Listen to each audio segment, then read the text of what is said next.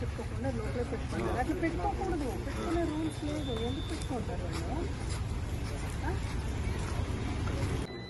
కాదండి, ఎవరు ఇన్ఛార్జ్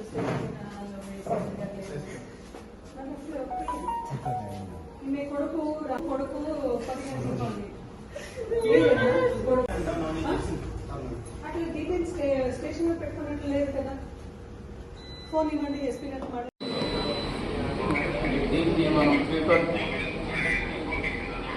దీనికి 3 నాట్స్ అని ఎందుకు పెట్టారు? ఈరోజు చూడండి, రండి. ఈయన మీ పేరమ్మా? మీ పేరు? సి ముకుంద. నిన్న గొడవ జరిగిందా? దాని తర్వాత ఏమైందమ్మా? ఏం చేస్తాం, వచ్చినాము మేడం. ఇక్కడ చూస్తే హాస్పిటల్ పోండి అన్నారు. గవర్నమెంట్ హాస్పిటల్ పోయినాము. ఇక్కడ 3 చూపించు. మళ్ళా వచ్చి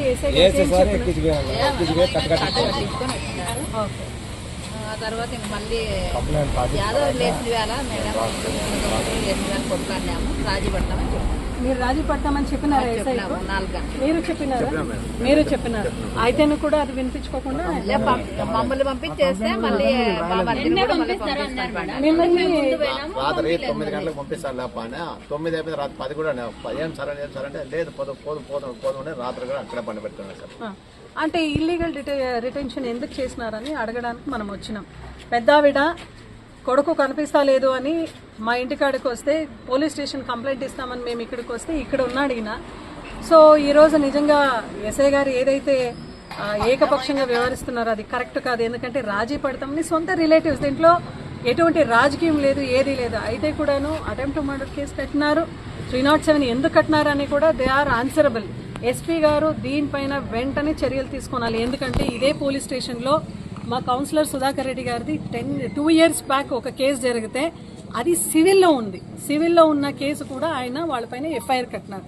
ఎందుకు కట్టినారు అడిగితే దెర్ ఇస్ సమ్ ప్రెషర్ అంటారు. ఏం ప్రెషర్ ఉంది? ఏది రూల్స్ ఉందో దాని ప్రకారంగా చేసుకొని పోండి. అదే మావుటూరులో ఇదే ఊర్లో ఒక సూసైడ్ జరిగింది.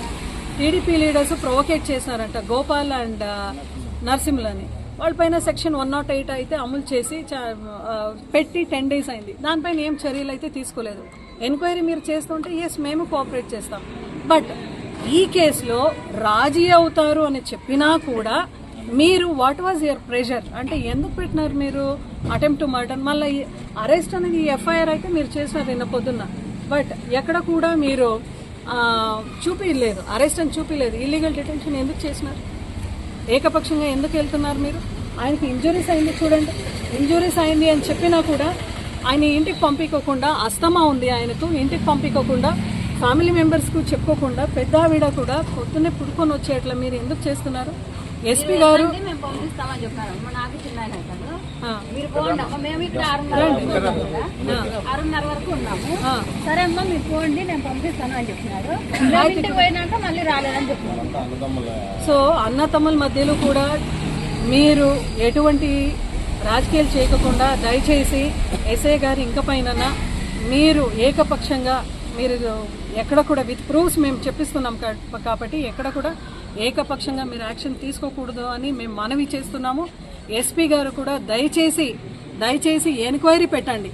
మీరు ఎంక్వైరీ పెట్టి ఏది జరిగిందో అందరినీ కూడా పిలిపించుకొని ఏది జరిగిందో అని మీరు ఎంక్వైరీ చేసి ఖచ్చితంగా వీళ్ళిద్దరికీ కూడా న్యాయం చేసే బాధ్యత మీ పైన ఉంది అని మేము మిమ్మల్ని మనవి చేసుకుంటున్నాం.